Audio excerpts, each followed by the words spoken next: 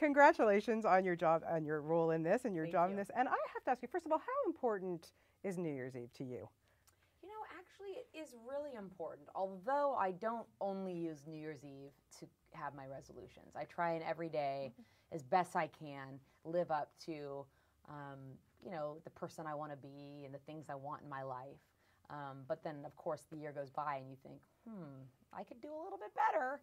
So that becomes your New Year's resolution all over again. But I always find it a great time for reflection. Why do you think it's such an important evening for people? Because of that. I think that, you know, we're living our life and time flies anymore, and you recognize there's so many things you still want to do in your life, and it's a time to be reflective of really how blessed we are, and if you know, your health, your family, the little things that we take for granted every single day. Yeah. What is it like to be in a Garry Marshall ensemble like this? So fun. It was so fun that every day I thought, when are we going to get to work? I mean, because we're laughing the whole time and joking around the whole time, and then you realize that's just a part of making a Garry Marshall movie. But what is it about that man that he can attract so many big names to a movie? I'm sure there's probably a list of people that, oh, sorry, I just have so many. He's an institution. You know, when you think of comedy, you think of Garry Marshall. You know, everyone wants to work with him, and he's the best. Yeah. Do you have a favorite Garry Marshall film?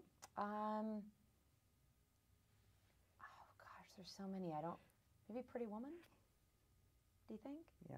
Yeah, is that your favorite too? I really like that one, but you know what? I'm a sucker for the Princess Diaries. I love those movies. Like, yeah, he's made so many good ones. It's hard to pick. It is hard to pick. Flamingo Kid was also a really good one. Yeah, that's a good call. Yeah, that was a really good one. So you're on this set, and your character Claire is somebody who really, man, does she ever have the pressure on her shoulders? And you know, when we watch the ball drop at our comfy homes or whatever, or you're there, you never think about what could go wrong. So there obviously must be somebody that you had to talk to find out the behind-the-scenes scoop. I always say that being an actor, I get to learn all these things that you would have never known had I not been an actor. And it's crazy to think that I just took it for granted. You think New Year's Eve, ball drop, of course.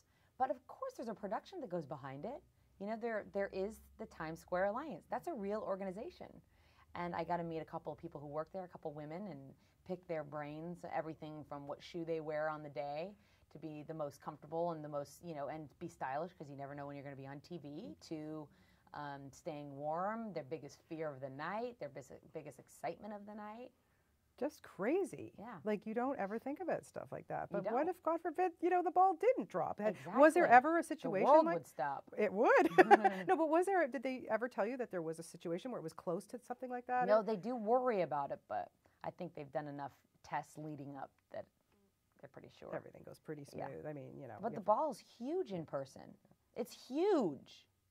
Yeah, like, what is it, 3,000 lights or something? I can't remember the statistics on it, but it's amazing. Yeah, that's one of my lines in the movie. You'd think I could remember that.